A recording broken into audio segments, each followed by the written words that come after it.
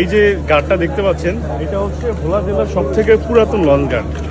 এটা পরিচিত হচ্ছে খেয়াঘাট নামে। তো এই ঘাটটা একসময় খুব রমরমা ছিল, এখন তো আসলে একটা মাত্র লঞ্চ।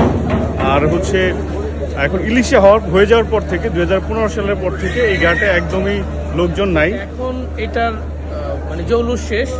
সেটার কারণ হচ্ছে ইলিশা ঘাট যখন চালু হয় তারপর থেকে এখানকার জৌলুস শেষ হয়ে গেছে। কারণ হচ্ছে এখানে যেই বোলাখালটা আছে, এই বোলাখাল থেকে বের হতে প্রায় 1.5 ঘন্টা সময় লাগে একটা লঞ্চের।